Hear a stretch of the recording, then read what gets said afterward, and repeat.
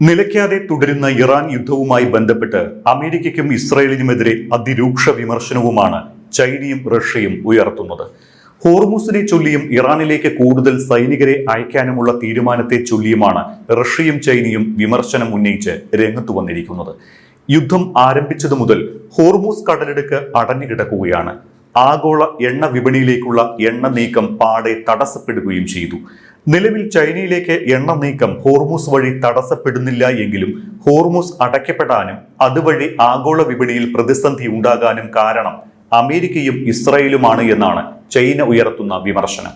ഇസ്രായേലും യുഎസും ഇറാനെതിരെ നടത്തുന്ന നിയമവിരുദ്ധ സൈനിക നടപടികളാണ് ഹോർമുസ് അടയ്ക്കാനുണ്ടായ കാരണമെന്നാണ് ചൈന പറയുന്നത്. ശത്രുത അവസാനിപ്പിച്ച ഹോർമുസ് തുറക്കുന്ന കാര്യത്തിൽ ചർച്ചയ്ക്ക് തയ്യാറാകണമെന്നാണ് ചൈന ആവശ്യപ്പെട്ടിരിക്കുന്നത്.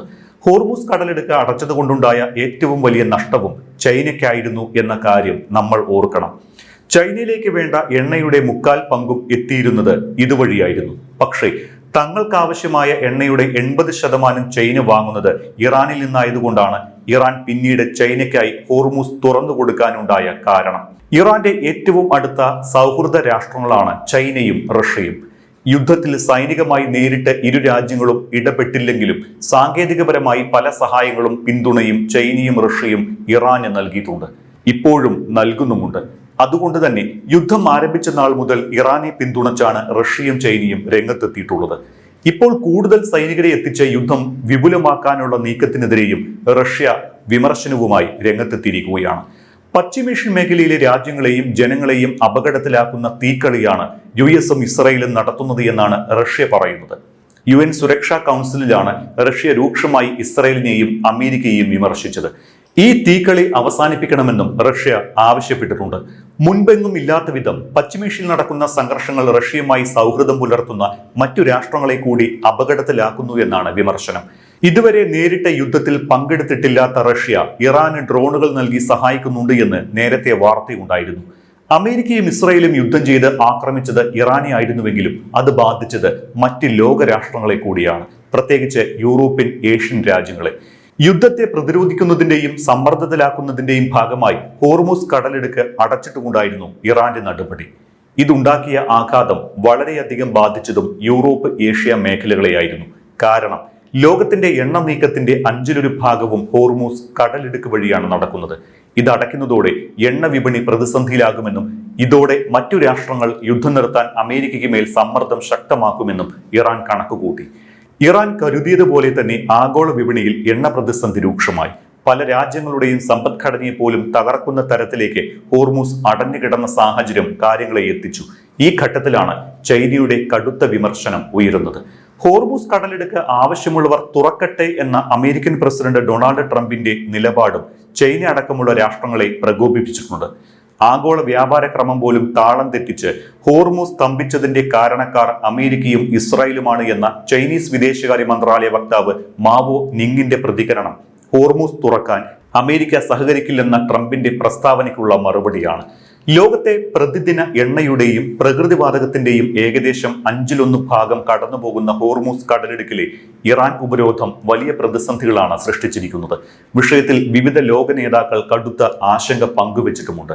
കാരണം ഒട്ടുമിക്ക രാഷ്ട്രങ്ങളെയും ഹോർമുസ് വലിയ രീതിയിൽ തന്നെ ബാധിച്ചു. ഇതോടെ ഹോർമുസ് തുറപ്പിക്കാൻ സൈനിക സഹായം തേടി അമേരിക്ക ചൈനയെയും നാറ്റോ അംഗരാജ്യങ്ങളെയും സമീപിച്ചു. പക്ഷേ ഹോർമുസിനായി സൈനികരെ വിട്ടു നൽകാനാകില്ല എന്നും ഇറാനെതിരായ സൈനിക നടപടിയിൽ ഭാഗമാകാനില്ല എന്നും നാറ്റോ അംഗരാജ്യങ്ങളടക്കം നിലപാടെടുത്തത് ട്രംപിനേറ്റ കനത്ത തിരിച്ചടിയായി. ഇതിനെതിരെ നാറ്റോ രാജ്യങ്ങൾക്കെതിരെ ഉപരോധം ഏർപ്പെടുത്തുമെന്ന് ട്രംപ് ഭീഷണിപ്പെടുത്തി. ഇതിനിടയിലാണ് കഴിഞ്ഞ ദിവസം ഹോർമുസിന്റെ കാര്യത്തിൽ വളരെ ശക്തമായ നിലപാട് ട്രംപ് പ്രഖ്യാപിച്ചത്. ഹോർമുസ് സ്വതന്ത്രമാക്കാനുള്ള ഉത്തരവാദിത്വം അത് ഉപയോഗിക്കുന്ന രാജ്യങ്ങൾക്കാണ് എന്നാണ് ട്രംപ് പറയുന്നത്. അതുകൊണ്ട് തന്നെ ഹോർമുസ് തുറപ്പിക്കാൻ ആവശ്യമുള്ളവർ ഇടപെട്ടോളൂ എന്നും അല്ലാത്തവർ അമേരിക്കയിൽ നിന്ന് എണ്ണ വാങ്ങാൻ തയ്യാറാകാനും ട്രംപ് നിർദ്ദേശിച്ചിരിക്കുകയാണ്. ഈ ഘട്ടത്തിലാണ് ചൈന രൂക്ഷ വിമർശനവുമായി രംഗത്തെത്തിയത് എന്നതും ശ്രദ്ധേയം. പക്ഷേ കഴിഞ്ഞ ദിവസം രാജ്യത്തെ അഭിസംബോധന ചെയ്ത് ട്രംപ് നടത്തിയ പ്രസംഗത്തിലെ ഈ നിലപാടിന് കടകവിരുദ്ധമാണ് ഇന്നലെ വാർത്താ സമ്മേളനത്തിൽ ട്രംപ് പറഞ്ഞത്. ഇറാനെതിരെ കൂടുതൽ ആക്രമണം നടത്തുമെന്നാണ് വാർത്താ സമ്മേളനത്തിൽ ട്രംപ് പറഞ്ഞത്. US ഖേദം പ്രകടിപ്പിച്ച് കീഴടങ്ങുന്നതുവരെ യുദ്ധം തുടരുമെന്ന് ഇറാനും വ്യക്തമാക്കിയിട്ടുണ്ട്. അതേസമയം ഹോർമൂസിന്റെ ഭാവി തീരുമാനിക്കാനും കടലിടുക്ക് തുറക്കാനുള്ള മാർഗങ്ങൾ ആലോചിക്കാനും ബ്രിട്ടൻ ഹോർമൂസ് ഉപയോഗിക്കുന്ന രാഷ്ട്രങ്ങളുടെ യോഗം വിളിച്ചിട്ടുണ്ട്. ഈ യോഗത്തിലേക്ക് ഇന്ത്യയെയും ക്ഷണിച്ചിരിക്കുകയാണ്. France, Germany, Italy, Japan, Canada, UAE എന്നിവരുൾപ്പെടെ 35 രാജ്യങ്ങളാണ് ചർച്ചയിൽ പങ്കെടുക്കുക. ഇത് 40 ആകുമെന്നും വാർത്തകളുണ്ട്. യോഗത്തിൽ വിദേശകാര്യ സെക്രട്ടറി വിക്രം മിശ്രി ഓൺലൈനായി പങ്കെടുക്കുമെന്ന് ഇന്ത്യൻ വിദേശകാര്യ മന്ത്രാലയ വക്താവ് രൺധീർ ജയ്സ്വാൾ പറഞ്ഞു. LPG, LNG, മറ്റു ഉൽപ്പന്നങ്ങൾ എന്നിവയുമായി വരുന്ന ഇന്ത്യൻ കപ്പലുകളുടെ സുരക്ഷിതമായ യാത്ര ഉറപ്പുവരുത്താൻ ഇറാനുമായും മറ്റു രാജ്യങ്ങളുമായും ബന്ധപ്പെടുന്നുണ്ട് എന്നും ഇതിന്റെയൊക്കെ ഫലമായി കഴിഞ്ഞ ദിവസങ്ങളിൽ 6 ഇന്ത്യൻ കപ്പലുകൾ ഹോർമൂസ് കടന്നെത്തിയതായും ജയ്സ്വാൾ പറഞ്ഞു. അതേസമയം ഹോർമൂസ് കടലിടുക്കിൽ ഇന്ത്യ ഭയക്കേണ്ട കാര്യമില്ല എന്ന് ഇറാൻ ഇന്നലെയും വ്യക്തമാക്കിയിട്ടുണ്ട്. ഇന്ത്യ തങ്ങളുടെ സുഹൃത്തുക്കളാണ് എന്നും ഭയക്കേണ്ട കാര്യമില്ല എന്നുമാണ് ഇറാന്റെ പ്രതികരണം. ഇറാനും ഒമാനും മാത്രമാണ് ഹോർമൂസ് കടലിടുക്കിന്റെ ഭാവി തീരുമാനിക്കുക എന്നും ഇറാൻ എക്സിൽ കുറിച്ചിട്ടുണ്ട്. അതിനിടെ ഇറാനിലേക്ക് കൂടുതൽ സൈനികരെയും പുതിയ യുദ്ധക്കപ്പലും അയക്കാനുള്ള US തീരുമാനത്തോട് ഇറാൻ പ്രതികരിച്ചത് തികച്ചും ഭീഷണിയുടെ സ്വരത്തിലാണ്. US സൈനികരെ ശവക്കുഴിയിലേക്ക് തള്ളിവിടുന്ന നടപടിയാണ് ട്രംപിന്റേത് എന്നാണ് ഇന്ത്യയിലെ ഇറാൻ എംബസി എക്സിൽ പോസ്റ്റ് ചെയ്ത കുറിപ്പിൽ പറയുന്നത്. ഇറാനെതിരെ കരയുദ്ധത്തിന് സൈനികരെ അയക്കുന്ന US തങ്ങളുടെ സൈനികരെ കുഴിമാടത്തിലേക്കാണ് തള്ളിവിടുന്നത് എന്ന് ഓർക്കണം. വെറും 250 വർഷത്തെ മാത്രം ചരിത്രമുള്ള US 6000 വർഷം പഴക്കമുള്ള നാഗരികതയെയാണ് വെല്ലുവിളിക്കുന്നത്.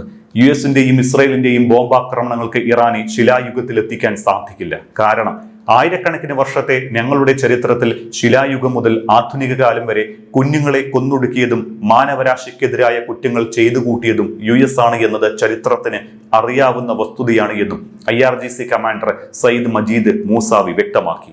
ശിലായുഗത്തിലേക്ക് തള്ളിവിടുമെന്ന് നിങ്ങൾ പറയുന്ന ഇറാനല്ല, നിങ്ങൾ തന്നെയാണ് സ്വന്തം സൈനികരെ കുഴിമാടങ്ങളിലേക്ക് തള്ളിവിടുന്നത് എന്ന് ഓർക്കണമെന്നും മൂസാവി പറയുന്നു. കരയുദ്ധത്തിനിറങ്ങിയാൽ അമേരിക്ക പാഠം പഠിക്കുമെന്നും ഇറാനകത്ത് കാലുകുത്തുന്ന ഒരു ശത്രു സൈനികൻ പോലും ജീവനോടെ പുറത്തു പോകില്ല എന്നുമുള്ള ഇറാൻ നേതാക്കളുടെ പ്രസ്താവന കൂടി ഇതിനോട് കൂട്ടുവായിക്കണം. USനും ഇസ്രായേലിനും വ്യാപകവും വിനാശകരവുമായ തിരിച്ചടി നൽകുമെന്നും ശത്രുക്കൾ മുട്ടുകുത്തും വരെ യുദ്ധം തുടരുമെന്നും ഇറാൻ മുന്നറിയിപ്പ് നൽകിയിട്ടുണ്ട്. അതേസമയം ഇറാനിൽ വ്യാപക ആക്രമണങ്ങൾ USും ഇസ്രായേലും ഇപ്പോഴും നടത്തുകയാണ്. തിരിച്ച് ഇറാനും അതേ നാണയത്തിൽ തിരിച്ചടിയും നൽകുന്നു. ഇസ്രായേലിന്റെ ആക്രമണത്തിൽ ടെഹ്റാനിലെ പ്രധാന പാലവും ഉരുക്ക് ഫാക്ടറിയും തകർന്നിട്ടുണ്ട്. തെക്കൻ ലെബനനിലും ഇസ്രായേൽ സൈന്യവും ഹിസ്ബുള്ളയും തമ്മിൽ രൂക്ഷമായ ഏറ്റുമുട്ടൽ തുടരുകയാണ്. ഒറ്റ ദിവസം 40 ഹിസ്ബുള്ള അംഗങ്ങളെ വധിച്ചതായി ഇസ്രായേൽ അവകാശപ്പെട്ടു. സ്ഥിതി അതീവ ഗുരുതരമെന്ന് ലെബനൻ പ്രധാനമന്ത്രി നവാസ് സലാമും പറയുന്നു. അടുത്ത 2 ദിവസങ്ങൾക്കുള്ളിൽ ഇറാഖിലെ ഇറാൻ പക്ഷ ഷിയ സംഘടനകൾ ബാഗ്ദാദിൽ US കേന്ദ്രങ്ങളിൽ കനത്ത ആക്രമണം നടത്തുമെന്ന് സൂചനയുള്ളതിനാൽ അമേരിക്കൻ പൗരന്മാർ ഉടൻ ഇറാഖ് വിടണമെന്ന് US എംബസി മുന്നറിയിപ്പ് നൽകിയിട്ടുമുണ്ട്. അതോടൊപ്പം ഇനിയുള്ള ആക്രമണം അമേരിക്കൻ ടെക് ഭീമന്മാർക്കെതിരെ ആയിരിക്കുമെന്ന ഇറാൻ മുഴക്കിയ ഭീഷണി സത്യമായിരിക്കുകയാണ്. ബഹ്റൈനിലെ ആമസോണിന്റെ കെട്ടിടം ആക്രമിച്ചതായി IRGC അവകാശപ്പെട്ടു. ആമസോണിന്റെ ക്ലൗഡ് കമ്പ്യൂട്ടിംഗ് സെന്ററിന് നേരെയാണ് ആക്രമണം ഉണ്ടായത് എന്ന് ഇറാൻ വാർത്താ ഏജൻസിയായ ഇർന റിപ്പോർട്ട് ചെയ്തിട്ടുണ്ട്. നേരത്തെ ജോർദാനിലെ സൈനിക താവളത്തിൽ വെച്ച് USന്റെ യുദ്ധവിമാനം ആക്രമിച്ചുവെന്നും ഇറാൻ അവകാശപ്പെട്ടിരുന്നു. അതേസമയം കൂടുതൽ കടുപ്പം കൂടിയ പ്രഹരം വരാനിരിക്കുന്നതായി ഇറാൻ USന് മുന്നറിയിപ്പ് നൽകിയിട്ടുമുണ്ട്. കീഴടങ്ങില്ല എന്നും ഹോർമൂസ് കടലിടുക്ക് അമേരിക്കയ്ക്കും ഇസ്രായേലിനും മുമ്പാകെ ദീർഘകാലം അടച്ചിടുമെന്നും ഇറാൻ വ്യക്തമാക്കി. ഇറാന്റെ സൈനിക മിസൈൽ ശേഷി പൂർണ്ണമായി തകർക്കപ്പെട്ടുവെന്ന ട്രംപിന്റെ പ്രസ്താവനയ്ക്ക് പിന്നാലെയാണ് ഇറാന്റെ മുന്നറിയിപ്പ് എന്നതാണ് എടുത്തു പറയേണ്ടത്.